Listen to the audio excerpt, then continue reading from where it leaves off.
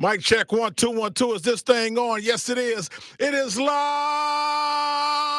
with the QCB on your radio, Fox Sports Radio, Charlotte to be exact. Number 2 to show to join the conversation. That's easy money. 704-227-8986. Yes, the water line is back. It's on. It's popping. Anything in the world of sports you want to get off your chest, call my water line and whine about it. That number 704-227-8668. I play them around 5:30-ish. Also, catch me live online at foxsportsradiocharlotte.com. You got live with the QCB. Download that app at Fox Sports Radio Charlotte. You got live with the QCB. Also, check me on your radio station, HD channel 2 in your car. If you got one, you got all of them. 95.1 HD2, 97.9 HD2, 101.9 HD2, and 104.7 HD2. The signal's so strong, it goes from here to Wakanda. It goes from here to Fraggle Rock. Come and find me on your radio station, HD2, like Indiana Jones found those kids in the Temple of Doom. That signal is stronger than Arnold Schwarzenegger was in the movie Commando. It's stronger than Sylvester Stallone was in the movie Over the Top. That HD2 signal is stronger than Kurt Russell was in the movie Big Trouble in Little China. Damn, that Kim Cattrall was fine. Also, catch me. We're live on Instagram right now, Real QCB. Live on Facebook, The Real QCB. We're live on YouTube. Go to YouTube, type in The Real QCB. You got me right there, and subscribe. Also on Twitter, what they call Twitter, Malcolm X, whatever it's called now. We're live on that too, at Real QCB. Hold on.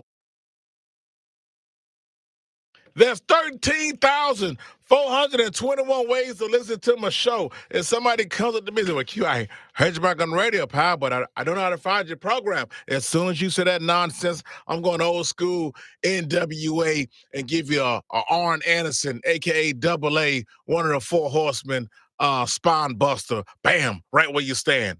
Man, so much we're getting into today. First of all, shout out to the Carolina Scent. I did a couple of interviews right before the show started with my guy, Coach Poole. Got an interview. They got a game this Sunday. Then they're in the second seed right now. The playoffs start. They got 12 games left. They sit in the number 2 seed. First inaugural season, and they're knocking them out. All the games at Memorial Stadium. They're leading the league in attendance, and they playing well. And they just knocking them out. So Sunday, 3 o'clock, Memorial Stadium. Make sure you go check it out, man, and continue to check it out. And they stream the games on Peacock. Go to CarolinaCent.com. Tickets, merch, everything. And my girl, Riley Parker, one of the players, came through as well on QCB's Coach's Corner. I'm going to play it on joints for you guys later on. I got my guy here, man, because we got a Charlotte Hornets. Oh, man, what's going on with the Charlotte Hornets, man? I'm not trying to play this on. But listen, hold on. We're gonna figure out what's going on with the Hornets, and I got the perfect guy in the studio with me to talk about the Charlotte Hornets and the ACC. People keep saying it's a down year for the ACC and college hoops. I think they nuts. I don't think it is. The Tar Heels sitting there with 18 wins, 19 wins. They're on the bubble. Wake Forest on the bubble. We're gonna talk about all that good stuff as well. Big dance around the corner. Riding with me today, my guy, former NBA beat writer. This man used to sit beside Larry Johnson, Derek Coleman, use the same toilet as Anthony Mason. I don't know about all that, but okay. Richard Walker been in the broadcast so game. You're not inspired by losing by 7 last night in Dallas? No, I'm not, man. Because the losses to the Trailblazers. The Lakers win it and carrying any resonance with you. Because they lost by 100 to the Trailblazers. Who else beat them by like a 90 points? It was 131 over 3 games. The worst 3-game stretch in NBA history. Man, you got to be kidding me, man. Rich, you got to be kidding me. Bad, and then I researched, and I was like, oh my gosh. Get the out of here. You got to be kidding me, man. My man, Richard Walker, your website, CarolinaSportsHub.com. That's correct. Still knocking them out. What's up, man? Oh, doing great. I always enjoy spending time with you. And I wore my Hornet shirt today because nobody can be accused of being on the bandwagon these days. In fact, you're probably getting kicked off every time they make a turn or hit a pothole to throw you off. Listen, man, I want to jump into the Hornets before we jump into the ACC Although I got talk. some interesting news that what you got? That is pertinent to what I think the Hornets are doing. What's that? And a not so shocking move. The Sixers have ruled out star center Joel Embiid for the rest of the season. See, and that's what I think is going on with the Hornets. They're just not establishing that they're trying to, quote, tank to get into the process. Right. I mean, how many injury management injuries are we going to have? It's like every other game for LaMelo and Mark Williams. And I mean, think about it. If you're Mark, I mean, I still contend, and I'm amazed that Mark Williams' agent didn't get on the phone with every reporter that would listen to him and say, because I thought his client was smeared. Okay. Say what you will about Mark Williams. Yeah. Whatever you think of his injury problems. Yeah, but he's a double machine, though. But for the Lakers to make the trade and then insinuate that there was deeper issues, which what does that lead to? I mean, I immediately thought, well, are they trying to say he's failed a drug test or something? I mean, there's all sorts of really bad speculations out there. Absolutely. Speculation that could be out there about Mark Williams when that trade didn't go through. And yet he's back in Charlotte and every other game playing because of injuries. Something ain't add up. It doesn't make sense to me. Something ain't add up. The Joel Embiid, I keep telling people, Joel Embiid is softer than a bowl of yogurt in Ethiopia in July on Nelson Mandela's birthday. I don't know if it's his birthday in July or not, but that's how soft he is. And this whole, I'm a 90s era guy, and I keep saying the load management don't want to play back-to-backs and all that crap. They just a bunch of soft batch cookie, Well, and speaking of Anthony Mason played, I'm going to say 2 months with a torn plantar fasciitis and was wearing a boot and couldn't walk, and they'd shoot him up to play games. It's crazy. And then I lived through that as a beat writer. Now, granted, this is the dark ages, 28 years ago now. I know, but the money. I mean, the game's changed. Well, the money's different, and I also think it's incredible. And ironically enough, the guy that you can kind of point to that kind of helped, I think, the players realize how bad sometimes the team doctors were was Bill Walton. Right. Okay. Bill Walton's career got totally sidetracked because the idea was, well, if we Novocaine him, shoot him up, he can play. Right. And his foot basically is like collapsed. Right. Throughout his career 2 or 3 times, and he ended up having to have fusion surgery for his ankles, so he walked like a peg leg man in his late days. Wow. That's crazy. Because his feet were so messed up. Right. And either poorly or misdiagnosed or both. And that ruined what was, I mean, who knows how many MVPs he would or could have won, because he came along right before the Magic, Bird, and then Michael era. So maybe he wouldn't have won any, but I think all of us that got to see him play, it's interesting. More people probably remember the last year he played with the Celtics when they won, and that was 86. Right. And realized how beautiful his game was when he was a shell of himself. Right. Right. I mean, back in the 70s, he was literally locking horns head to head. He was the guy. With Artis Gilmore. Yeah. Kareem. When he was with the Trailblazers, right? Yes. Yeah, he was the guy. Yeah. He was the guy. Listen, the Charlotte Hornets, man, we can't blame Michael Jordan now. Michael Jordan's gone. We can't say that about Michael Jordan in the front office. How can you still can? He's gone. All the bad decisions that were made that have resonated for so long. What about the new front office? The group of guys. They tried to get away from it by choosing potential, which sometimes doesn't work. But Richard, we can't blame Michael Jordan. Michael Jordan is in. Pick for them. He's in Milan with his girl, chilling with smoking stogies and NASCAR But again, I think I've shared this with you on this show before. Yeah. People have told me that the worst thing you could do with Michael during the NCAA tournament is let him have a clicker. Because think about who the Hornets drafted. They draft picks haven't been all bad, though. And I'm going to say this, too. Michael was the wizard behind the curtain for the first however many years of the Bobcats, too. Yeah. Bob Johnson was so desperate for him to be an owner, he consulted with him. No, we definitely know that. Absolutely. He's the reason that Sean May and Raymond Felton was an insane draft, yeah. But think about this. And it's almost airtight. All of the players that were drafted under Michael's era. Yep. Either played good for against North Carolina or Duke or against them. That's almost 100%. So wait a minute. And even people they traded for. I know, but come on. Why do you think they had such a red hot for Tyrus Thomas? What was Tyrus Thomas famous for at LSU? Well, I don't think he was like. But what was Tyrus Thomas for at LSU? What he was famous for at LSU? He shut down J.J. Redick. Yeah, I mean, he had a big game against Duke. Michael watched that game. Right. Okay, Kemba Walker. What did Kemba Walker do? He was in the NCAA tournament. I know he was Mr. If you, Clutch. so Michael watched NCAA tournament. If you do something I don't think significant in NCAA tournament, or particularly in Duke or Carolina games, Michael watched you. Now And listen, I'm gonna give you the perfect I don't example. Of think this. The perfect example of this is the Malik Monk draft. Michael thought the Malik Monk 42-point game against North Carolina was all the time. When his coach was desperately screaming for him to pick this unknown point guard from Louisville named Donovan Mitchell. Who was right and who was wrong? Mitchell's he's the damn man right now. Mitchell. And then the famous Adam Morrison story. Oh, that was a damn joke. Michael's comment to people that I've heard that were in power. Yeah. He's not afraid to take a big shot. And the guy said, look, I got a locker room full of guys that think they can take a big shot. I don't mean you can make it. He was at Gonzaga, right? Adam Morrison at Gonzaga, right? It was then Bobcats. The room was split between Brandon Roy and Rudy Gay. I know. I'm so tired of hearing the Hornets fans head on to the Rudy Gay. They should have dropped the Rudy Gay for a year. They still talk about it. It isn't so much whether you should have drafted it. It was Michael's response to it. Because Michael said, why do you like them so much? Well, we think he's going to be this, that, or the other. And Rudy Gay was loosely compared to Ray Allen. And Michael said, well, I used to kick Ray Allen's butt all the time. They said, Michael, what's your point? You kicked everybody's butt. What's that got to do with who we're drafting? And Michael liked the fact that Gerald Henderson cracked Tyler Hansbrough.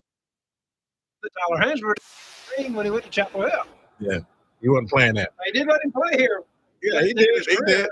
But Michael always had like a little burr in his side a little bit about Tyler. All right, well, we come back. We're going to jump into the Charlotte Hornets, man. Figure out what the hell's going on with the Hornets. They beat the Lakers. They just, I don't know. I ain't talking about the Hornets all season. Now we're going to focus on them. We got college basketball, March Madness, all that good stuff, NBA playoffs, and all that. That's the only time the NBA is pretty good at NBA playoffs. Right. We're coming back. I got Richie Walker in the middle, man. Now the QCB being part about RBC Wealth Management. Let's go.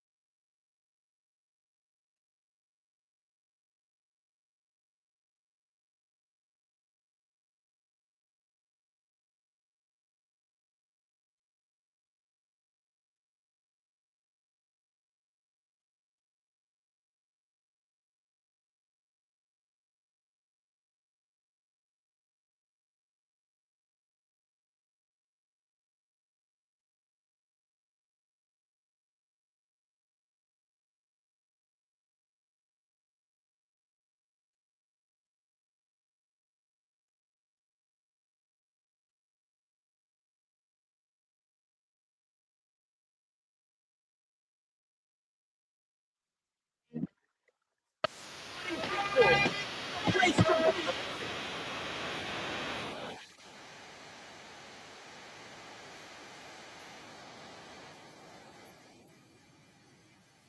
back live with the QCB. Got me on Fox Sports Radio Charlotte. Make sure you check me out live online at foxsportsradiocharlotte.com. Got my guy Richard Walker in the building. And we got to talk about these things on Charlotte Hornets, ACC. Especially with my man Justin. Justin, what's up, man? You doing all right? You doing good? What's up, man? What's up, man? Richard, what's the name of the school you at? I work at Winding Springs Elementary School. Yeah, I was on there talking to the kids, Richard. Yeah. Good job. Yeah. I said, look, at first I want y'all to don't do what Steve Smith did, okay? Not us. Oh, boy. Oh man, but anyway, so Rich, Why you want to pick on him? no, I talked about Steve and I gave, I just told him it was, messed up both parties, but hopefully everybody get through it. So Richard Walker, and just why are they so bad right now? Because at least the Carolina Panthers with the Bryce Young situation, which I told people, give Bryce enough time to give him 2 years, then we evaluate. Right. Now you see they came back. It was a lot of apologies. QU was right about Bryce. I should have gave him more time because I put the win bar at 5 games. And just because in the football season, if you don't get him in the beginning. We have established over under at 5 before the year started. We sure did. That's what I'm saying. I put it at 5. So after 2 games, I was a little skeptical. Everybody was. I said, y'all, you get your games at the back end of the season too, right? True. And that's what happened. They got him at the back end, played well. Bryce making plays with his legs and had no rushing touchdowns last year. I think he had either 5 or 6 this year. He did pretty good to solidify himself as being a starter for week 1. No more drafting quarterback talk. He's a bust and all that. I wasn't trying to force him in the league. I was just saying, hey, can he at least get 2 full years before we can evaluate him and say the guy's a bust and get him up out of here? I say all that to say, it seems the Panthers are, are trending in the right direction. They got a running back in Hubbard. We'll see what Coach Canal is doing. Dan Morgan. Leggett got to start catching the ball. Damn all these raccoons, and we got your accent. You're funny. You'll get you. We get it. But, dude, you got to start making plays on the field. But at least they trending in the right direction. 2 wins last year, 5 this year. So why can't the Hornets? They had a good draft in Brandon Miller. He's a solid player. LaMelo, like Cornbread Maxwell did tell me, Q, if LaMelo could play 60 games, Hornets in the playoffs. But why are they so bad, though, Richard? What's going on with them? It makes me wonder if there isn't an unstated Philadelphia 76er-like following the process, because all of these injury management issues really sidetrack the team, really limit their ability to win a lot of games, but they have been competitive at times. This recent 3-game stretch where they were just annihilated worries me, because then it makes you start wondering, are the players quitting on the coach and the process that they're trying to push? Because if you at least play hard, you can somewhat live with that. Yeah.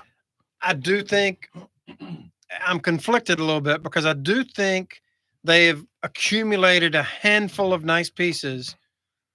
I don't know how many winning game time players they have. I have some question about that with LaMelo for sure. Sometimes Miles Bridges. But yeah, and in Mark Williams, it's almost like a classic Mark Williams game, ironically enough, came against the Lakers when Anthony Davis just annihilated him in the first quarter. The Hornets gave the good college try to make the game look competitive down the stretch. And Williams was, 26 and 14 or something. So if you look at the raw stat sheet, you'd go, oh, hey, he played good. Well, the guy against him went, 42 and 25, including 21 and 12 in the first quarter. Right. It was 26 to 3 or whatever the hell it was. Right. I mean, there is a time in NBA where guys find stat sheet numbers down the stretch of games when the outcome's been decided. And this team has had too many of those. Does the front office know anything about basketball, or just a bunch of rich guys who just paid and just bought a team because they was bored? I think they're trying to play the Milwaukee / San Antonio / Pacers Portland playbook of, look, we know we're never going to be the marquee, a top 10 market team. Right. Yeah. So if you're not going to be that, you have to draft well, keep the guys around, and try to develop, unknown or, less marketed commodities. I mean, this Tijon Salon draft pick, I remember thinking for them, it's going to be a real interesting situation moving forward because, okay, right now it's hard to have any grade on it.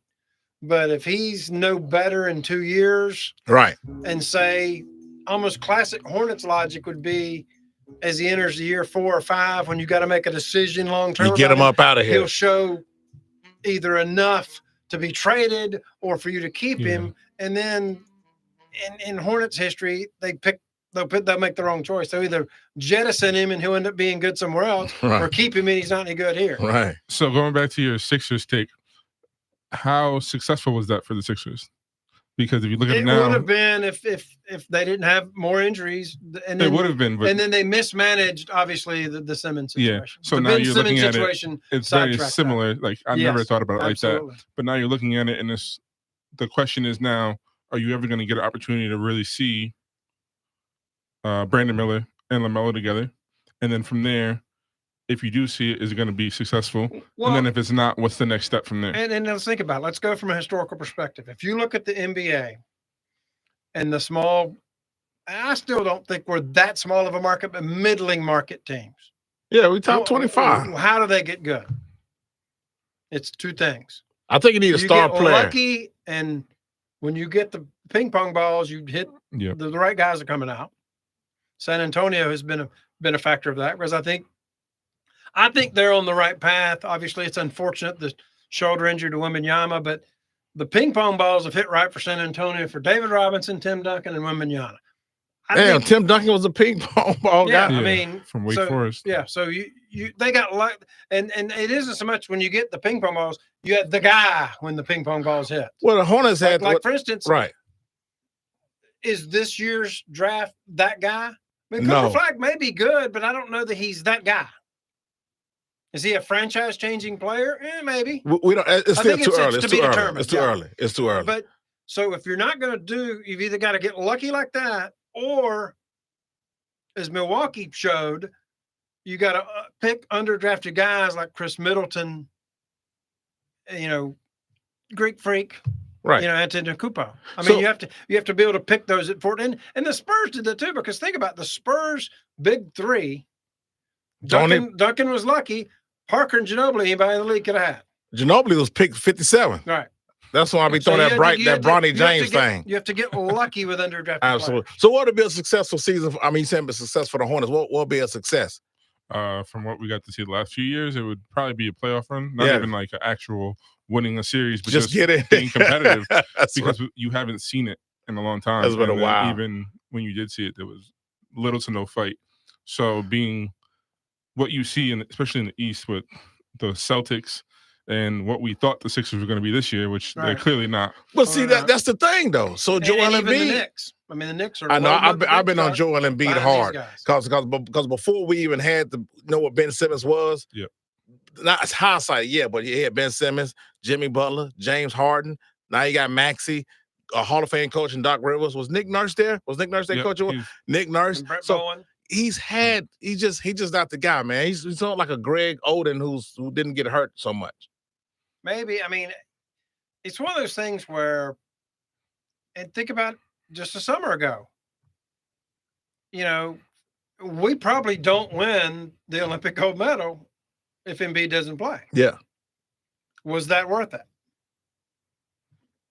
Nah, not for the. I bet for Sixers fans probably don't think so. I mean, we got hurt at the layup line, though. But the country won a gold medal because Embiid came correct in the 2 games they needed it to I have a question for you.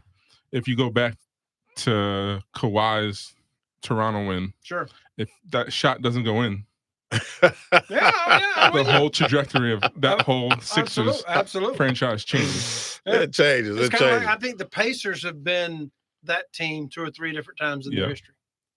I mean, the Reggie Miller teams probably should have won a title, but they had the misfortune of coming along when Detroit, Chicago, Lakers, and you also had the Nets, the Malice in the Palace that ruined everything. Yeah. I mean, a lot of. I mean, and that was more when the Nets came along. But I mean, the Pacers had the misfortune of being really good when teams were just a little bit better. Yeah. Well, here's my Your thing. Mavericks have been like that a little bit. Yeah. So that's basically like everybody in the West when the Warriors had Yeah, KD. right. So we know what happened when Kemba Walker was here, all-star guard. They got LaMelo Ball, all-star guard. When he's healthy, he's a top 10 point guard, rebound, pass, clutching. But that's statistically, I still question what would LaMelo do when money's on the table in games.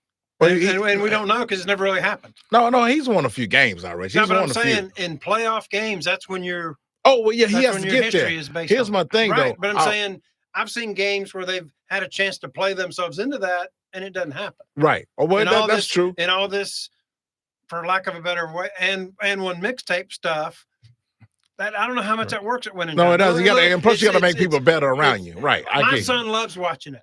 Okay, he loves LaMelo. He's got a LaMelo Ball jersey. Yeah, I get that. Yeah, I'm not hating on it. But you have to win games, in real right? Games, does that work? So far, it's no. Like, so I wonder if you even if you're looking about this year alone, like you stated, I'm a Mavericks fan, but the trade alone tells you what people really want, like a GM or owner, what they're really looking for to win. And I don't think they should have got rid of Luka, but what they were looking for is winning basketball and offensively, top notch, unstoppable. But if you watch any of those games in that series against the Celtics, his man scored every single time. And I think there's two layers to that trade too. That it reminds me of what the Lakers did by trading Shaq to the Heat, and I think it's also whatever you think of Nico. He thinks if I can pair AD and Kyrie, it's going to work. And it's a tribute to Kyrie that, and Kyrie's always Kyrie's been not the same Kyrie that he was in Boston. Maybe not, but I'm just saying, I think that Kyrie, it's like Kyrie doesn't do all the stuff that LaMelo does, but when winning time's on, I'm putting money on him and not LaMelo. And, you know, well, that's speaking of what you're talking about with the Toronto shot, how different is history if Kyrie doesn't hit all those shots against Golden State? Correct. For Cleveland.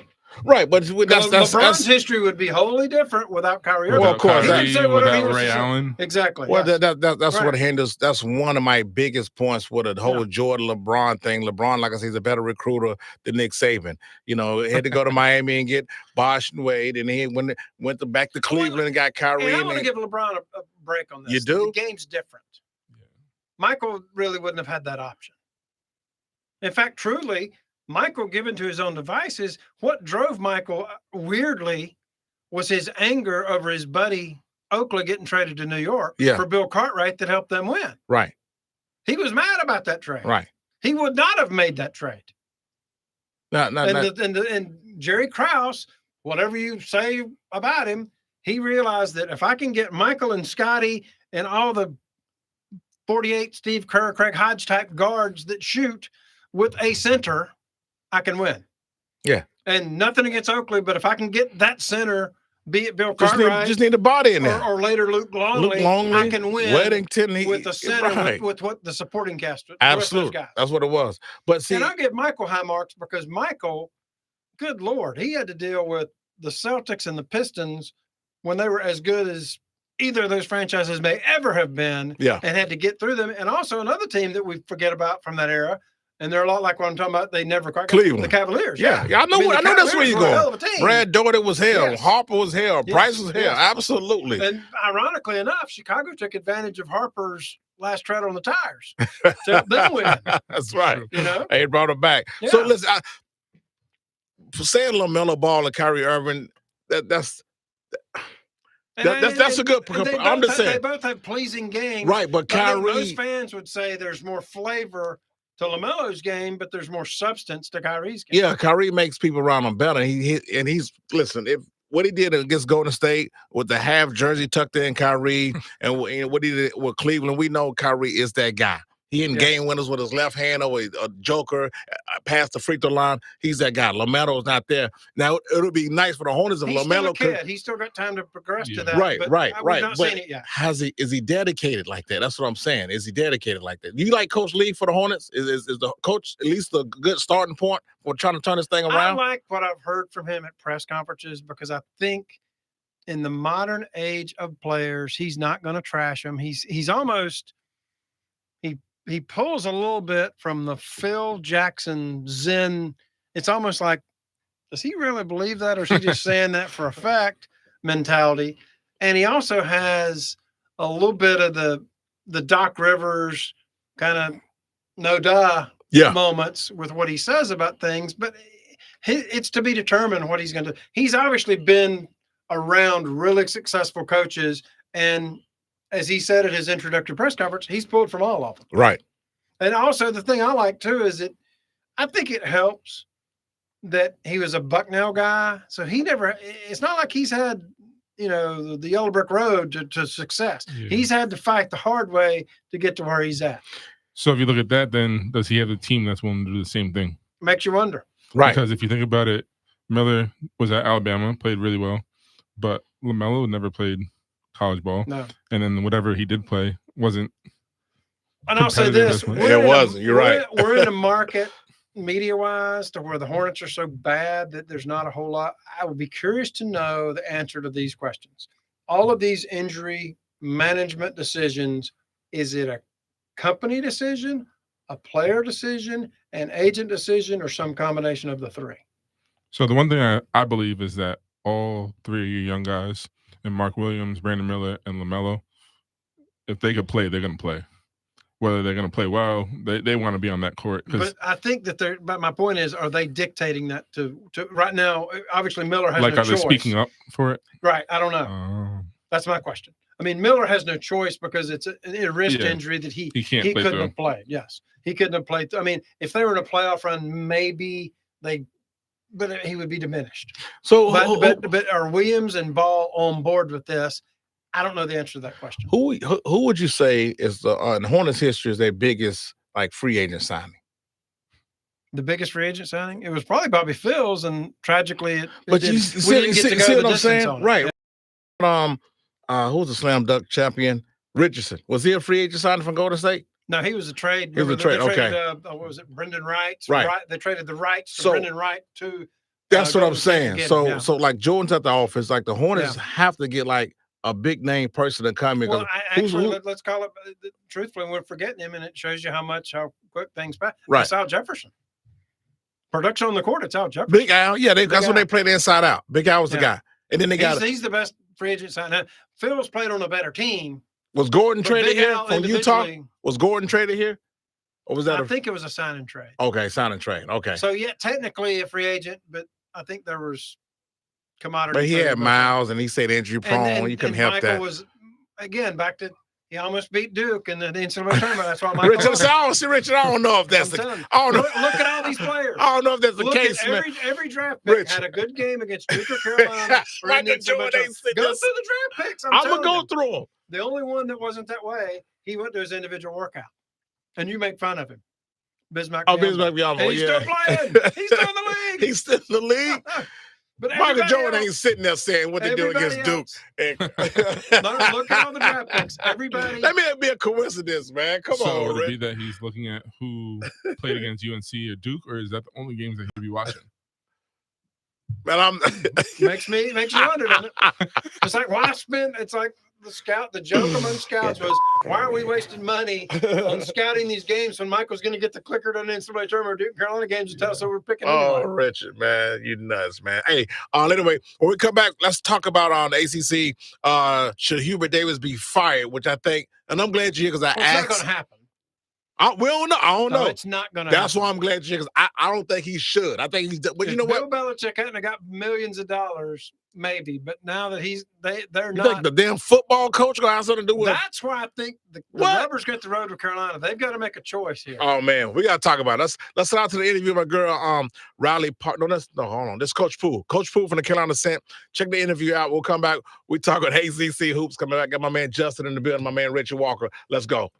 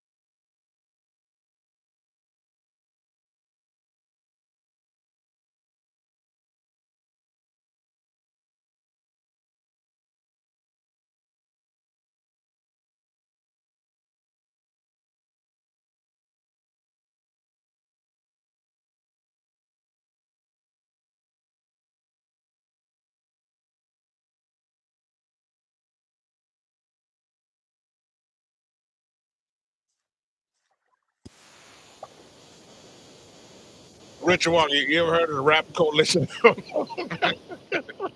Well, I'm gonna support Eddie Murphy in that, but I've never heard of it.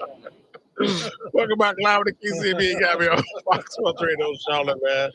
Oh man, check me out live online at foxsportsradioshow.com. Got my man Justin in the building, my man Richard Walker. Real quick, last night before we get to the Tar Heels at the top of the hour, somebody got their shine on last night. There's nothing new. He's been shining for a long time. So let's go. I shine, you shine, I shine, you shine. Steph Curry went off last night. Yeah. Hit 83s. Just listen.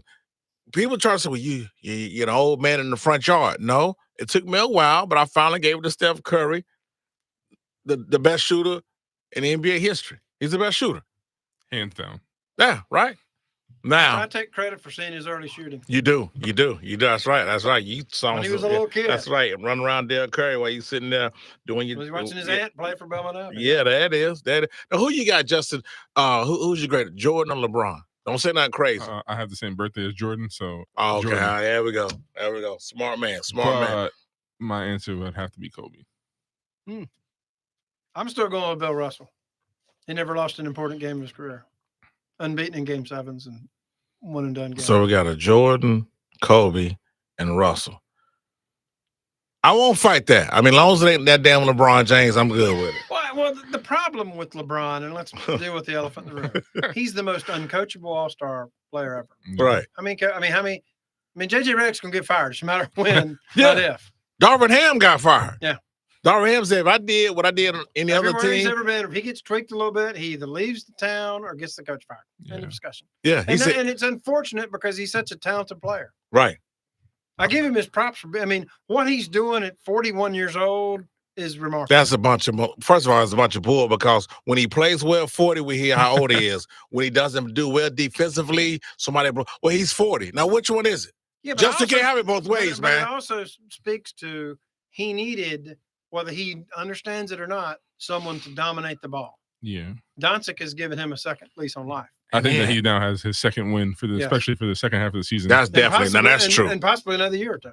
Yeah. That's what they're trying to do with Anthony Davis. It's just he was never on the court. Right. Except for that 1 year that they had half a season off. And even when Davis played, the brunt of ball handling and distributing still was LeBron.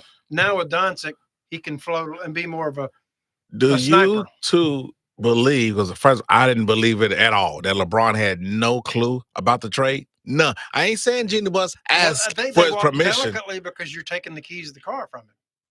You think he had no? If this goes south, he will complain. But you think he had no clue from it? As long as this works, he's going to be on board. I'm saying, but do you think he knew anything about the trade? I'm not so sure. Come on, Richard, man. I think they were surprised that they were approached by the Mavericks. I think the relationship between Rob Pelinka and Nico Harrison makes me believe that he may not have known. It's possible, yeah. Jenny Buss ain't say, like I said this on the show before, LeBron want to talk to you about something. Kept it quiet for a long time from Jenny Buss. But that's fine. But I'm saying that no one thought, this is too good to be true. Nico wants AD that bad. He's willing to give me Doncic. So Jenny didn't say, hey, LeBron, I want to run something by you. We're thinking about getting Luka, but it's going to cost us AD. Like, you don't think she even had that conversation with him? No, I don't think that Jenny Buss. Not the way the success is going. Correct. Or lack of success lately. Like in the first couple of years, maybe when he first got there. But right now, when the Lakers are, what we just talked about off air, the Clippers are kind of right behind them a little bit. Not with banners, but like the way they're playing right now. Yeah.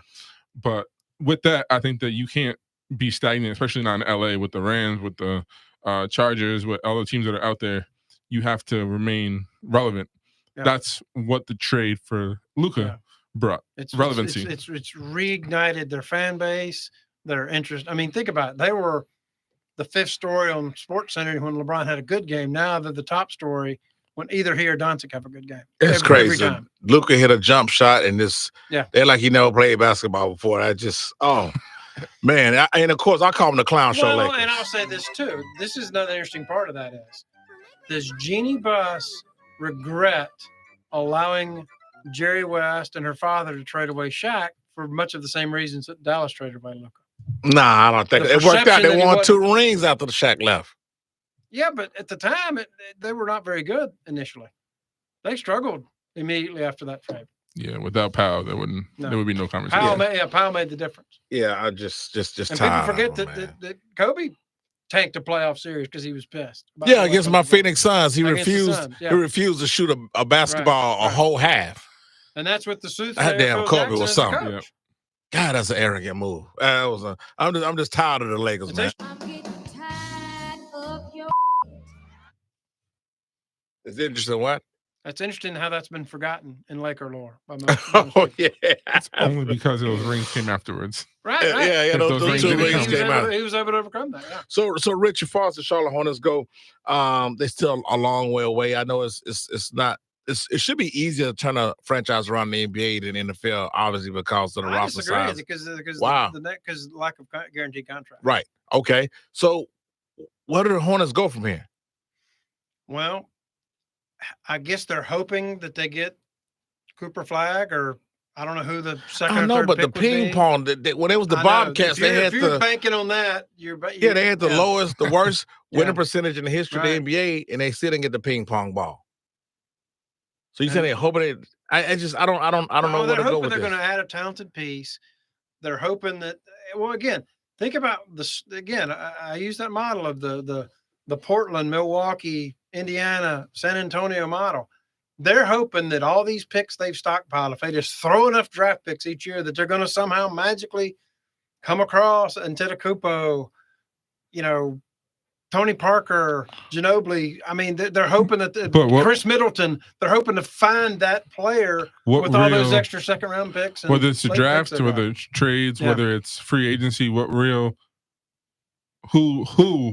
is the real target that they would be able to get that could? I think there's no defined. It's just talent, and hoping that talent turns into a superstar. So it's just, what you're saying is just prayer. They're just praying that something. Well, they're hoping that. Think about it. Yeah, it's kind of like and QCB and I, we were Cowboys fans. It's almost embarrassing how bad they are now. But the Cowboys get an awful lot of credit for changing the NFL with the Herschel Walker trade. Yeah, they didn't hit on all those draft picks, but they had so many picks that they had to hit on some of them. Right. And I think there's an element of, if you flood the market and get so many picks, surely to goodness, Tijon Salon or somebody's going to pan out. Right. Nick Smith. I mean, somebody. Diabate's been a bit of a revelation for them, and they got him off a scrap heap. I mean, so then the only issue I would have with that would be when everyone comes back next year, depending on how this goes. You have Grant Williams that's been hurt all year. You now have Josh Green. Like, you have a bunch of guards. Yes. You so got to make choices. What would be the next move? You've got to make choices. That's tough, man. And again, because you can't. I mean, loyalty can only go so far on that. I mean, I think they probably got, when healthy, 10 potentially nice pieces on this roster. Would most you agree with that? Yeah. When healthy, but how often are you going to wait for that potential? Not even how often, but how long are you going to wait? Yeah. Right. All right. And how long will they be given patient to keep doing it their way? Right. We're going to start to the break. Coming back, more live to QCB. Let's pray for the Hornets on the way out. Baruch atah, hallelujah.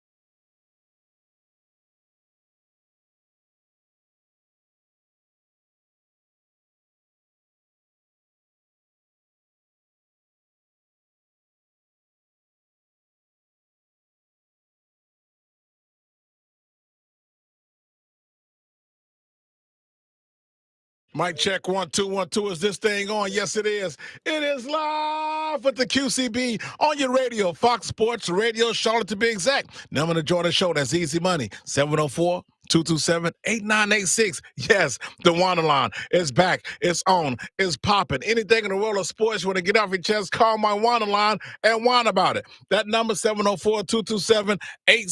I play them around 5:30. Also catch me live online at foxsportsradiocharlotte.com. You got live with the QCB. Download that app at Fox Sports Radio Charlotte. You got live with the QCB. Live on my Instagram page at Real QCB. Facebook, The Real QCB. It's YouTube, The Real QCB. Twitter, at Real QCB. Also, catch me on your radio station, HD Channel 2. If you got one, you got all of them. I'm saying 95.1 HD2, 97.9 HD2, 101.9 HD2, and 104.7 HD Channel 2 in your car, man. The signal's so strong, it goes from here to Fraggle Rock. It goes from here to Bikini Bottom. It goes from here to Wakanda. The signal is stronger than Arnold Schwarzenegger was in the 80s. It's stronger than Tony Atlas was in the 80s. It's stronger than Sylvester Stallone was in the movie Over the Top, arm wrestling movie. It's stronger than Kurt Russell was in the movie Big Trouble in Little China. Come and find me on your radio station HD2 like Indiana Jones found those kids in the Temple of Doom. That's it. That's it. There's 2,300 ways to listen to my show. If somebody comes up to me and says, well, Q, I heard you back on the radio, pal, but I don't know how to find your program. As soon as you say that nonsense, I'm going old school. Arn Anderson. Four Horsemen, get an Arn Anderson spine buster. Bam, right where you stand. Right with me. They got my man representing CarolinaSportsHub.com. Richard Walker in the building. Richard, what's up, man? Hanging in there, man. Always good to be here. I'm glad you're here, my man. Justin, what's going on with you, man? Living the dream right now, man. Yeah, we knocking them out, man. So first I would talk about a little NBA. Listen, before we get to the ACC and the Hubert Davis and Tar Heel stuff, the NBA All-Star weekend continues to be a joke, right? And I know how fantastic the NHL Face the Nations was. That was awesome. Them guys was fighting 9 seconds in. Not fighting. NBA players, we don't want to get hurt in an All-Star game. You've never heard nobody getting hurt in an All-Star game. I haven't ever, right? But you got NHL guys fighting. You can break and been done the whole second half. They went hard, and then the coaches talking trash after the game. They got a whole second half of the season to play. The NBA, well, maybe we should do that. And I don't think it's going to work because the players clearly don't want to participate in the NBA All-Star weekend. About him last segment. I blame LeBron for that. You damn right. LeBron chickened out, whatever you want to call it, from the dunk contest. Yeah. And other players did the same. Yeah, follow suit. Diminished the dunk contest, which diminished Saturday night. Man. And later diminished the game. I get it for all the reasons that people think. But, there used to be some level of Eastern and Western Conference pride. I don't know that exists anymore. I'm not all that opposed to the way they did it this year, but because the thing that's fascinating, and they'll never admit to it, is they adopted a bit of the Big Three concept. I got you. Yeah. The Ice Cube League. Yeah. And it creates quicker games, smoother games, and it kind of plays to the strengths of the players. So I don't think the concept of this year's All-Star game was bad, but obviously people are going to react to the ratings. I was with Draymond Green. And again, no disrespect to Mac McClung, but when Mac McClung's winning your dunk contest because LeBron and all the stars won't be in it. I mean, I was lucky to live through the 90s because all of the stars, put it this way. They took pride in playing One of the first years I went to an All-Star game was in San Antonio, and Brent Barry won the dunk contest, and people were like, who's Brent Barry? And his warm-up jacket. Right. But, he had the best dunk. But all the other guys were star players of the time. And now nobody does that. It's like they're afraid to lose. Well, I know that you blame. I'm going to say from knowing Dominique Wilkins as I've gotten to know over the years. Yeah, of course. There's no shame in losing to Michael in the dunk contest. Right. All Spud Webb. Yep. Yeah, come on. So you blame LeBron. I blame, in my generation, Aaron Gordon. Because him and Zach LaVine had two amazing dunk contests that went back and forth, round for round, punch for punch. But you just said there's no shame in losing. He took it that he should have won. Right. And after that whole incident where he was like, I'm not coming back, there hasn't been anybody else. True. Well, Blake Griffin chose that because of injury. However, Zach LaVine did put out a tweet right after the dunk contest saying that he might have to come back. Okay. See, that's what I'm saying. That even angers me even more because all the props, jumping over cars, blowing out a cupcake. It's just and put on these old players, having them squeeze into their old jerseys. So what's jumping over them, hoverboards? What are we doing, man? What are we doing? Last memorable dunk contest? 2000. Vince Carter. Him and Steve Francis. You don't think the Blake Griffin one was a good one? No, he jumping over a hood of a kid. Come on, Richard. For me, my boy Barron was involved in that. Come on. It would have to be Nate Robinson, Dwight Howard. Well, which one? Because Nate missed about 13 dunk attempts. Well, he did a couple times. And shout out for Nate for at least getting back in there. Well, he came out with the kryptonite sneakers. He did it, but then Jason Richardson's dunk win was pretty good. That was, they okay, but then the Dwight Howard one, he jumping up and not even touching the rim, throwing it in there. Yeah. Come on, man. We got to dunk the basketball, man. And also, I'll say back in those days, I was at the game in D.C. when Iverson and all the Philly and D.C. people jumped on his bandwagon and he got MVP. Them guys weren't playing soft in that All-Star game. Yeah, you talking about the one with him and Ray Allen? Him and Stephon Marbury. Mutombo later got traded to him. Yeah, that's right. Mutombo was with the Hawks at the and that's when they came back. To the yeah, they came back. Yeah, and they made a big comeback. Yeah, and that was good. That was absolutely good. So, I don't know how you fix the nature of no defense because I do think it's easy to fix. It Richard. Evolves into and it's got to play. Well, but people want to see dunks and crazy plays. They're not paying to see defense per se. I know, but the All-Star games back in the days was much like NASCAR with their points program, NBA overreacts to ratings. Right. So, but if you look at it this year, even the top people. So LaMelo didn't make it, whether he should or shouldn't have, was up for grabs. Luka was the number one winner of their vote. Yeah, for fan vote. If you care so much about fans, how are you not? Yeah. And then I think Trae Young got in over him. Yeah. But then you have LeBron. Last minute DMP. Yeah, last minute. Anthony Edwards. So it's like everyone that you want to go see because that's my birthday weekend every year. My dream is to go to All-Star weekend one year, and I would be so sick. Especially bringing my kid out there now. If I go out there to see these people pay, because All-Star Weekend is not cheap. Just let me tell you something. It's overrated. It was here in Charlotte. I've always thought it was pretty good theater. The last one it was here in Charlotte in 2019. Right. That's the last one. And man, it was so hard to get around. I'm still here, and I work for WCCB. Me and my man Zach Aldrich. We doing live televised reporting out there, and it was just so hard to get around, and then they moved the media people to the nosebleeds instead of our regular row. I'm like, what the hell are we doing up with these nosebleeds? We got these black presidential SUVs. You couldn't move nowhere. Man, they was catering to these NBA divas like it wasn't nobody's business. I said, man, the quicker this get out of here, the better. The better. I couldn't stand it. It has become corporate. I'll couldn't grant stand you that. Yeah, but before then, that's when they came like in 91 when. Like 92, I think Larry Johnson, the D Brown, and the pump up. Yeah, the pump up. Yeah. So. All right. So look, Richard Walker. Listen, man.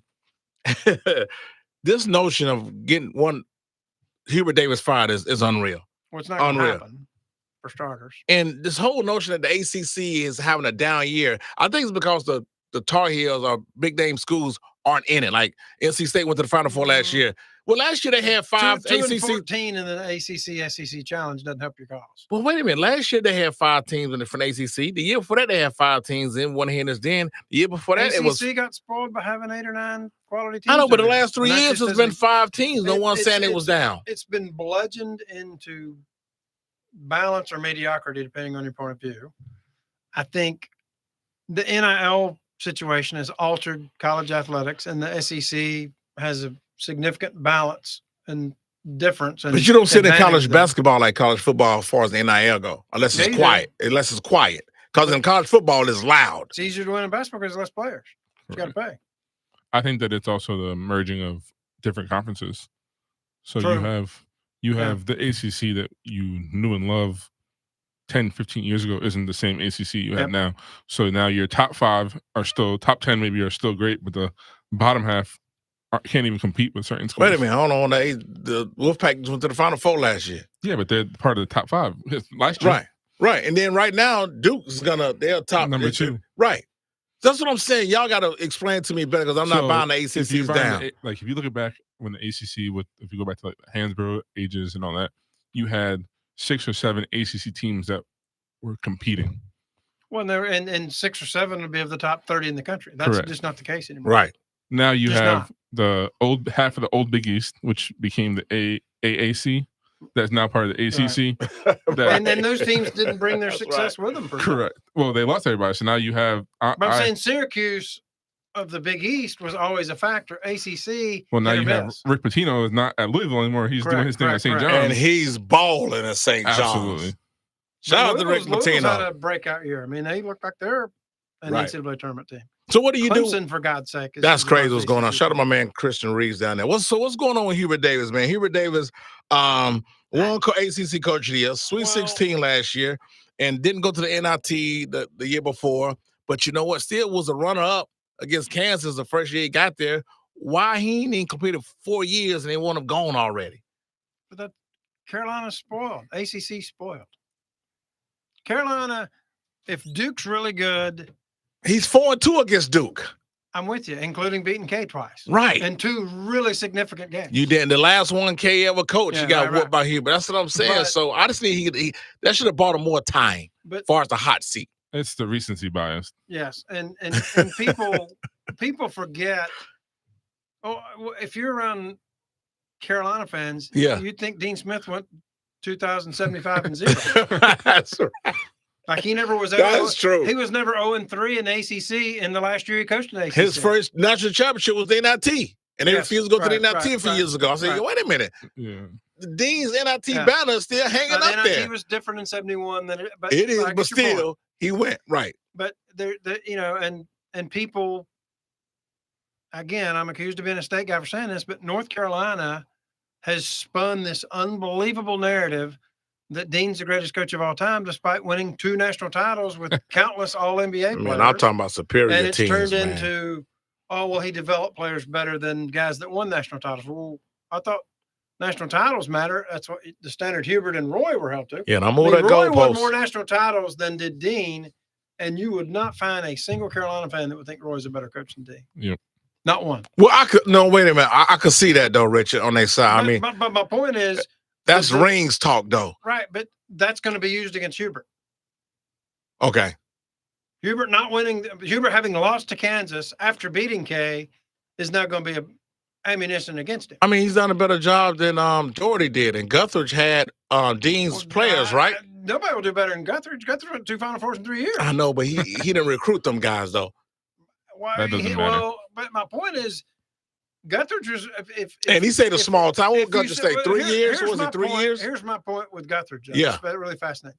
How is it that Carolina fans put Dean on a pedestal, and Dean himself says that he wouldn't have won without his staff, and yet Guthridge gets no credit for any of those recruits? Well, that's on the staff. That's the nature. That's how sports do. When our Cowboys won, they say that Barry Switzer won with Jimmy guys. Sure. Coach Tomlin won with Coach Cowboy guys. Like just whatever sport. But think about it. Yeah. Dean Smith and Roy Williams quit so they could make sure that Bill Guthridge and Hubert Davis got the job. Right. Well, I mean, if you're a Carolina fan and you support those 2 guys who gave you 5 national titles, it's changed. Why are you complaining? It's because it's changed. Well, it's because Duke's number 2 in the country. That's what it is. Right. Well, they got the best player in the country. Like at least one of the best players. You go back and forth. Think about it. State, bad as they've been, went to the Final Four last year, beating Carolina head to head to get into the tournament. Right. So the Heels are sitting. And the nature of a Big Four is always fascinating. I think it exhausts coaches too. Yeah. Because I think I was saying this to you before the show. Think about this side of Frank McGuire, and how long back you got to go for that. And North Carolina, in essence, forced him out because of probation. Although, think about it, when North Carolina wanted a coach fired, they agreed to probation. When they didn't want the coach fired, they didn't act like they did anything. But be that as it may, so McGuire goes to the Philadelphia Warriors, who became the San Francisco Warriors. and then he was successful at South Carolina. But Right. no coach has ever left North Carolina and done anything. Granted, 2 of the most significant coaches didn't have to leave. Right. Dean and Roy retired. Mm-hmm. Matt Doherty ended up at Florida Atlantic. Mm. I mean, he got lost there. And then look at Was never heard State from again. and even Wake and Duke. When a coach leaves, they don't do well. Right. Outside of the cauldron of pressure that the ACC and being in the Big Four specifically brings about.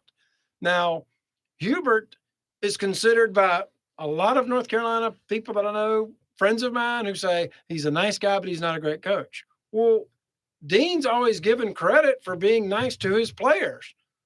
I would think Hubert's as close to him as far as treatment of players as Dean was. Wouldn't most people agree with that? I agree with that. Or it certainly follows the same chapter and verse that Dean had towards his players. Yeah, I think that depending on how his career ends, so if he gets fired, he'll be looked at one way in the same way that Roy Williams walked away. And I think there's a big that's crazy financial and people, and keep this in mind. This is going to be the telltale sign within 5 years. North Carolina has committed $21 million of NIL money, and they're paying for a general manager and upgrade to football. Most teams, I'm under the impression in ACC and in college sports, are operating under a $38, $39 million NIL budget. Anybody who's ever been around North Carolina's athletic program knows that they value, chirp about, and celebrate their diverse success in virtually every sport in which they tee it up in, right? Right. So you're telling me the sport that arguably has been their biggest embarrassment by their own admission and by the basketball team throwing them under the bus with Butch Davis is now going to get more than half of the NIL money because they hired a coach who's never coached a college football game but won Super Bowls. He may be successful, but that's to be determined. Yeah. Right. Where does all this money come from? And you also keep in mind, we're not that far removed from flushing $20 million down the toilet for a scandal that you didn't commit. Right. So you spent $20 million paying for academic fraud that really didn't happen. Yeah. Although any other school not named North Carolina would have been thrown under the bus for it. Yep. And by your fans specifically. In fact, it was 27 miles down the road because I was on monitor that. You was at that school, yeah. You was there. So I mean, they're expecting I'm curious Bill, to see how that goes. They're expecting Bill to be the reverse Jimmy Johnson. I guess, yeah. Well, Michael Lombardi's selling that we're the 33rd NFL team. Their general manager. Well, I just don't know what he's gonna do in North Carolina. I mean, listen, it's a very winnable conference, but we don't know how good SMU gonna be again this year. Got to put Clemson back in the mix again. You just never know what's gonna happen with Miami or Carson Beck down there. Florida State, are they gonna come back around and not do what they did 2 years ago? At least be relevant again. Does anybody that follows football question that Bill Belichick knows his business about? Yeah, but I don't X's know. and O's. He does. I don't know if he could develop young talent. Can he develop young talent? No, I don't. So far, it's been no.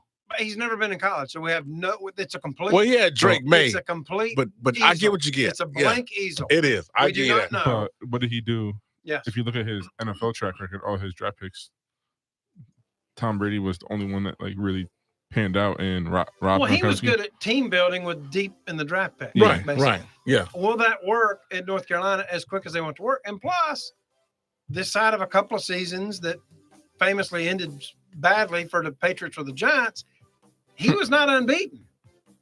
Carolina, to be good in college football, in Carolina world, you need to be unbeaten, and you got to pick the right people. Like North Carolina got shamed this year because both Duke and NC State beat them in the games that North Carolina probably could have and should have won. And something called James Madison put 70 on them. But listen, they got embarrassed. Yeah, we're going to the break. Coming back, I'm on live to QCB. I got my CIAA legend, the last one, coming back, man, after the break. And let's go. Fox Sports Radio Charlotte. We out. Baby, just how you feel.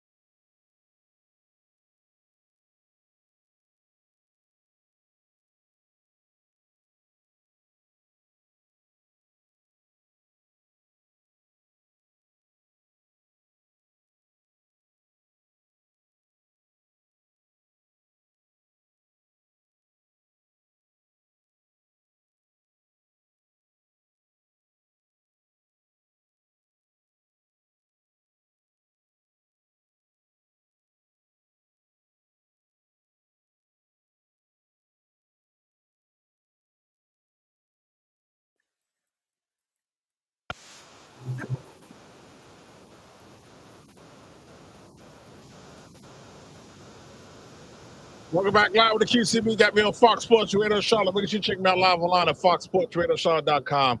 Man, it's the last day of February, so I do my CIAA Legends. It's a lot of CIAA Legends don't get talked about, so I've been doing this, 20-something years, man. I go deep. Me and my butler, Nigel, we do deep research, and we find these legends who was awesome and had huge accomplishments, and I bring them to the airways. As a matter of fact, I need some CIAA legend music like I always have. Let's go.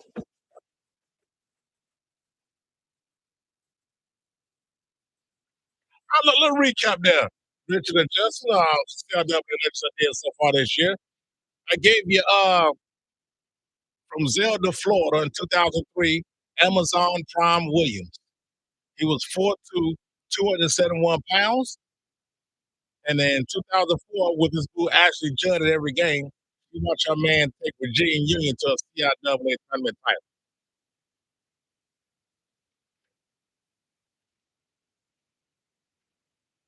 Hold on, now, here we go. My other CIAA legend was 1965 from Wick Country, North Dakota, Leroy Talanow. Leroy Talanow was, he was 6'6", 210 pounds.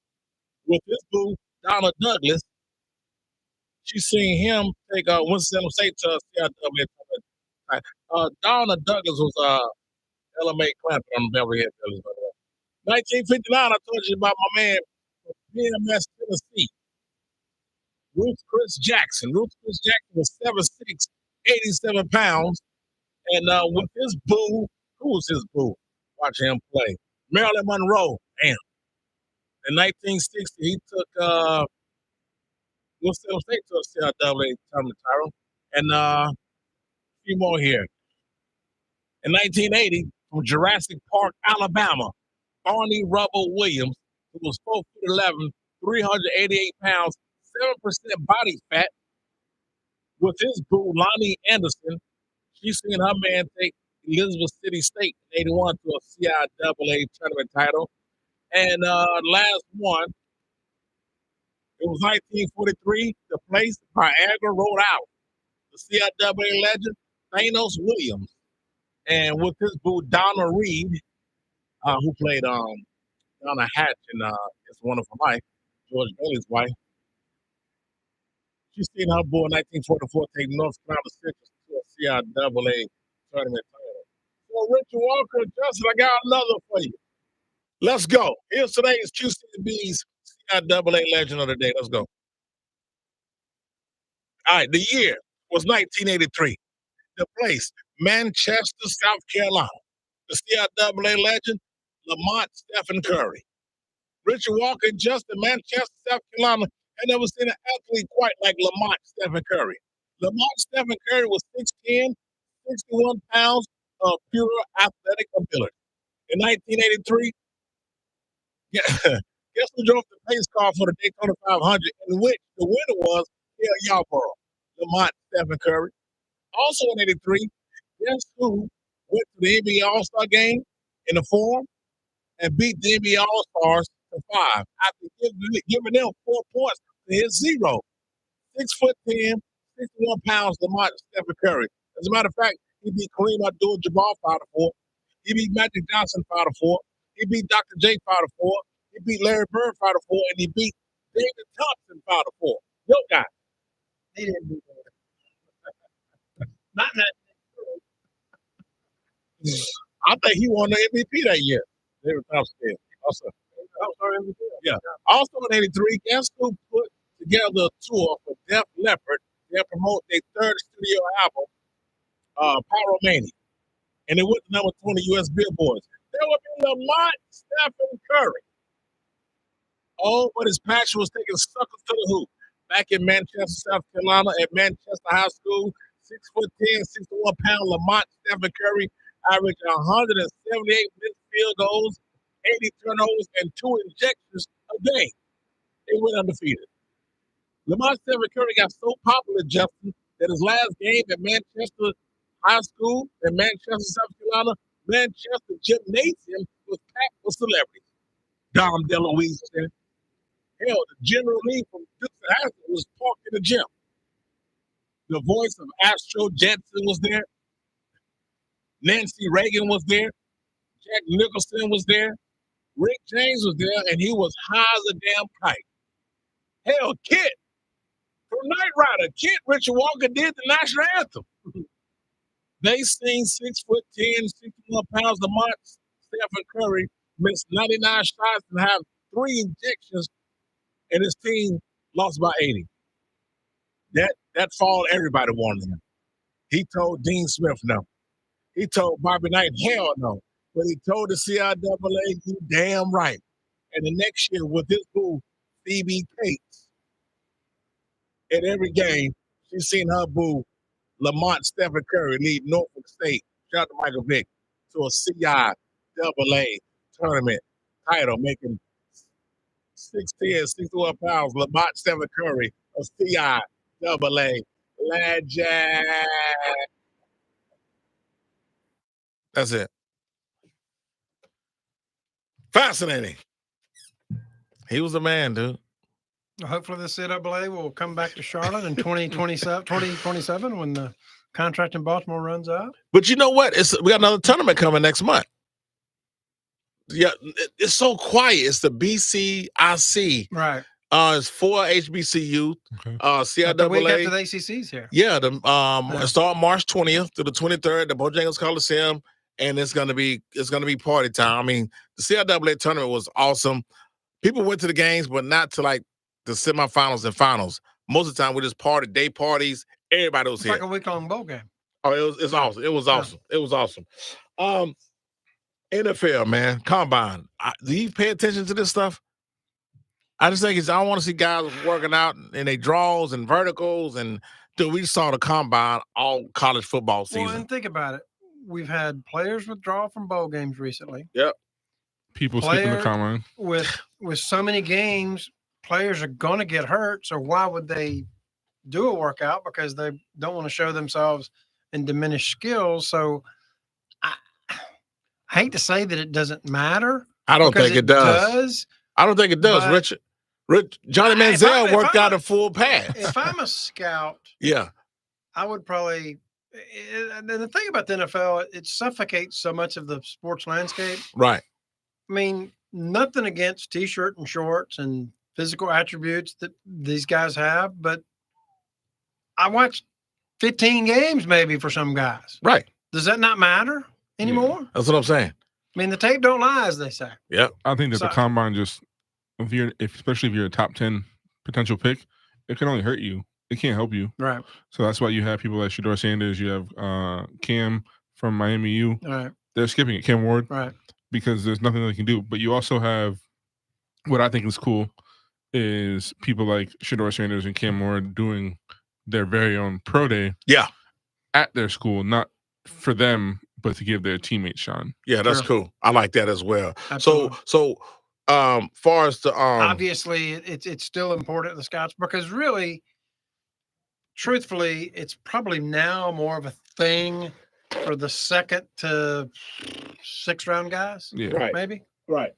So the combine's for the kids that you don't know. It will be a difference maker probably because a guy could show up that's maybe considered a top 200 prospect, and if he kills it at the combine, he jumps into the draft possibly as high as 3rd or 4th round. I just don't remember the last time you heard somebody going to the combine that wasn't as wanted as like a Cam Ward or Shedeur Sanders that jumped up.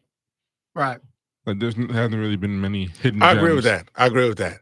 And we was talking about skipping the bowl games during the football season. I was saying with the NIL situation, I was like, let's put something in these NIL contracts that you have to play in your bowl games, or you're gonna get deducted a certain amount of pay, because this whole thing about the players getting hurt, like the NBA All-Star dunk contest, you got John Morant, Zion Williamson. I think it'd be awesome. Them two got in there. I know they're injury-prone guys, but you're gonna do maybe 5 dunks that night. These guys use pretty good and doing a dunk in one try, but you're gonna do maybe 5 that night. You'll be all right. Far as the missing the games, Deion Sanders got possibly 2 top 5 picks in the NFL draft, and they was in their bowl game late.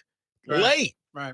So I think it does a huge disservice to But to your point, do you think Christian McCaffrey regrets missing that bowl game for Stanford?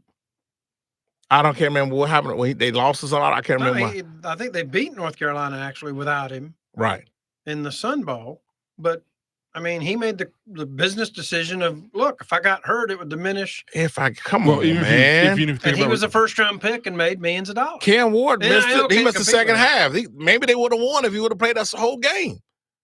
yeah, but a bowl game, for me watching it, if it's not the college football playoffs, what's Justin, I know, that's and horrible, that's another man. thing that's happening. You're not a too. good teammate, man. I'm not, but but you also got to think about this too. Like, What? you can love your guys and you love everything. I But love y'all, but I ain't finna play with y'all this last game because it don't mean nothing. if I'm the only person going to the NFL and I'm trying to Come feed on, my Justin, family, man. In QCB, you're also seeing this too.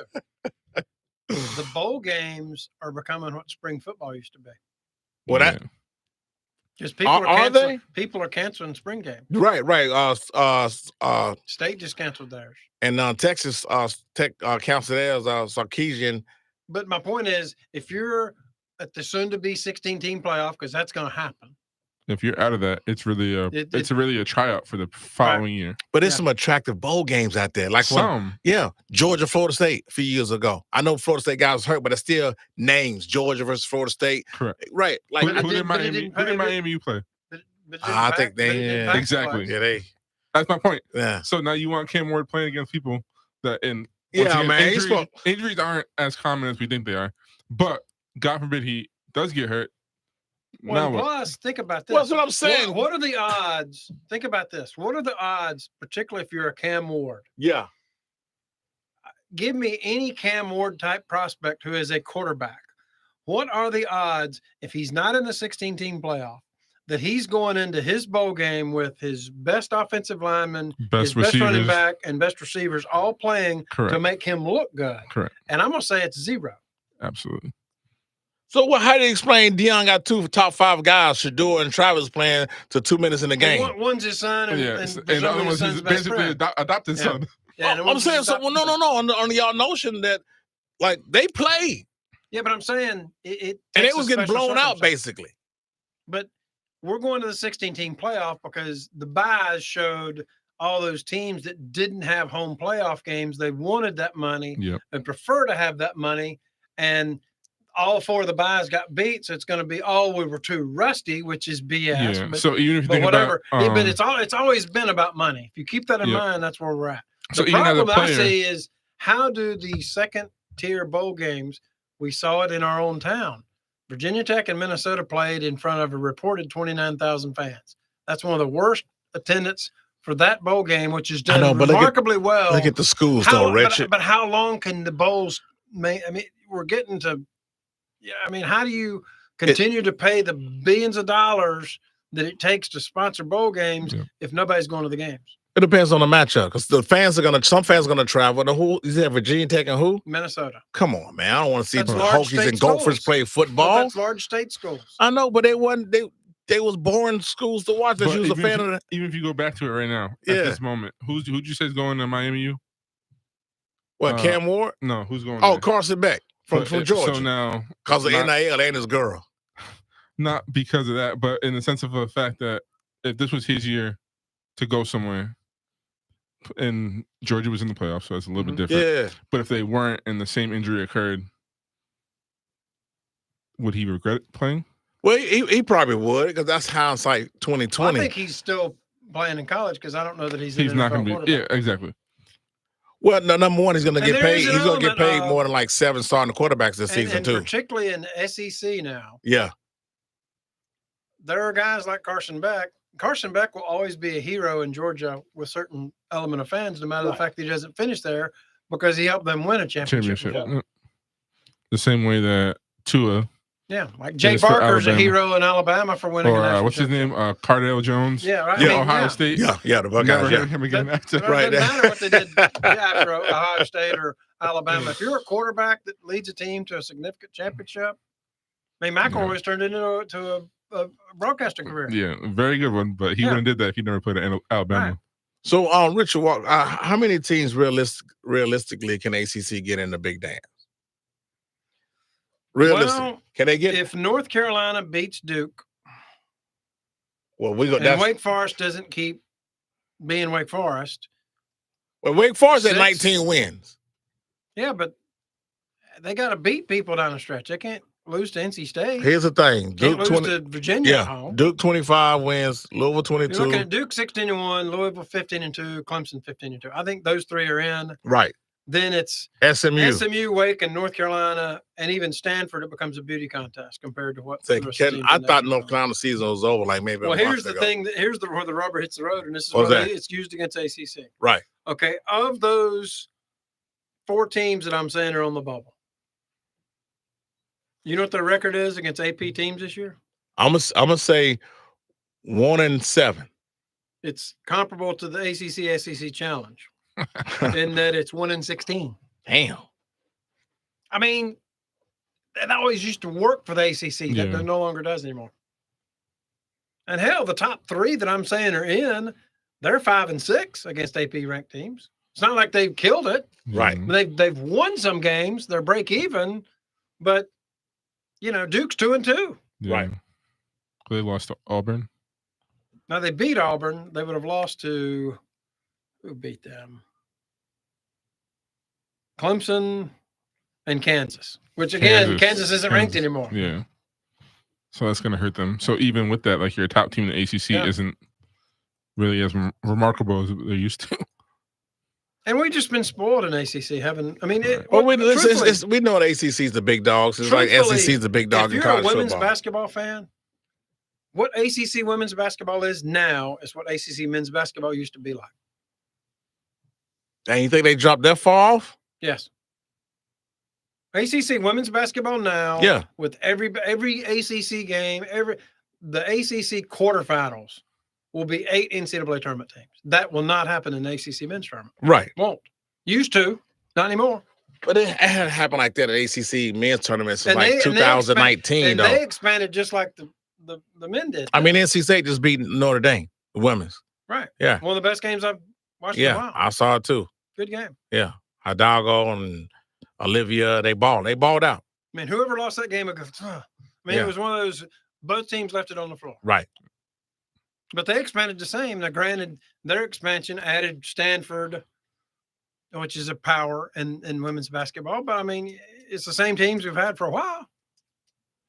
I think it's crazy that I think the men got spoiled. I think the NIL money isn't there. I think the ACC shifts so much to support what football's doing has had the trickle-down effect and suffer. And, Well, and basketball has suffered. how can Duke get Knipple and Flag and the money? I mean, and I think that they figured out a way through their business school and Coach K. I give him credit. Again, you're talking about a school that was going to be Davidson in 1980. That's why he got the job. right. They've turned themselves into a top Of course. business school. I mean, they were already a pretty good business school, but they're among the top business schools in the country, and with a collective in basketball that's comparable to any other team in the country. Mm-hmm. At a small private school. If you've ever been to Duke, I mean, think about it. I've always said this: Duke, Georgetown, Miami. I'm trying to think who else. Villanova are among schools that their national perception of them is nothing like the reality. If you ever Once you go to the campus. nothing like what you have a perception of what they should be. Absolutely. Hell, if you didn't know where Georgetown was and you went to DC, you'd be lost. You gotta look hard to find that place. If you're going to Miami to find Miami, you ain't gonna find it. You gotta go south, about 20 more miles. Yeah. Wow. That's And crazy. Villanova's in the Richie Rich part of Philadelphia. Right. Temple, you can find it pretty easy, right down Broad Street. With Gene Fine and Yeah. Yeah. Oh man, that's crazy. Duke is in the wealthy part, but you know, it's also a little bit away from town. I mean, they're kind of segregated away from Durham. Right. In some respects. In fact, there's a lot of anti-Duke bias within their own town. Yeah. Particularly within this state. I mean, we know which state, what school is probably draws Everyone. a third to half the fan base. When I moved out here in August, everything was UNC or NC State. That's all I've seen. And then you'll get a Clemson or a South Carolina. Because we're close to South Carolina, Yeah. You don't like Duke. I'm a Duke fan. Yeah. Duke is not like even if you go to Durham, you wouldn't see. So even when I go to work though, like I wore we had an ACC day, all the teams came, all the mascots. They're like, "Why are you wearing that?" And I was like, "I'm a fan." They're like, "Why?" Like, right. That's how they niggas them Dukies down here, man. That's crazy. That's crazy. It's amazing. You can be in Durham, and I thought that was Yeah. one of the best things. If you watch that ACC network, ACC tournament history story, I think Jim Spanarkel gives a really. He says, "Hey man, I mean, we go to the cafeteria at our own school, and the workers are making fun of us when we lose to Carolina because they're Carolina fans. The people Yeah, who work man. here aren't even Duke fans." That's Correct. crazy. All right, before we start to the break, let's see what Shannon Sharp talking about. If Kawhi Leonard is what you said, why didn't he fight harder over that pick? See, that's what Kobe did. That's what Jordan did. That's what LeBron did when he was in his prime. He fought over picks. So answer that question, Mr. Contextualization. What in the blue hell was that? What the hell was that? All right, give me another one, Shannon, before we go to break. Give me another one. Give me another one. What we got here?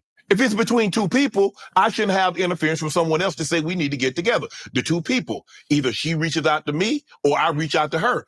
I don't need you to intervene. But you felt the need to intervene in that, but now you don't feel the intervention to go any further. What in the blue hell was that? What the hell was that? All right, listen, we're finna slide to the break. My man, Coach Poole, came in with the Carolina Scent. And I talked to Coach Poole earlier, but this is a conversation I had with Riley Parker, one of the forwards on the squad. They got a big game this Sunday at Memorial Stadium. Better yet, check it out. Let's go.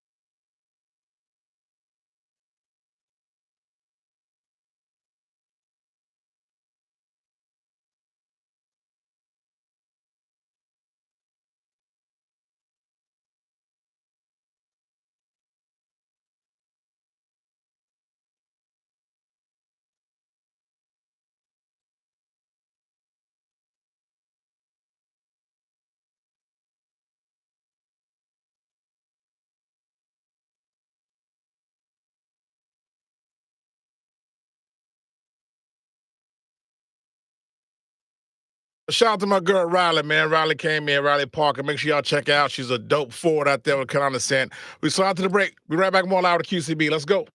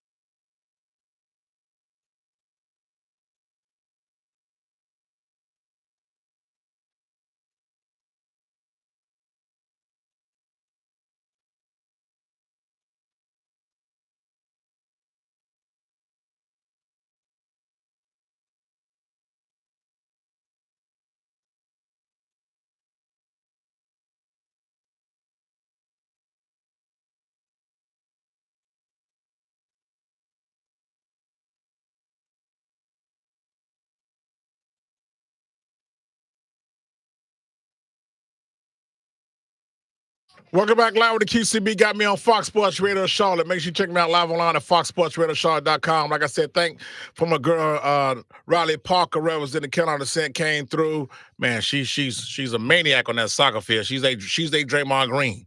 She's a Rasheed Wallace. So she getting all orange flag, red flag, black flag, whatever flags it is. She ain't messing around. She get all of them. But listen, I appreciate you guys coming through. Make sure you check out the Carolina Cent this Sunday at 3 o'clock at Memorial Stadium. Just appreciate you, man. Thank you for having me. Richard Walker, you know, man, you my guy, man. I appreciate you, and I'll see you soon. Always good to be on here. Yeah, that's what it is, man. Keep it locked. Kayla, Kobe, take me home. We outside.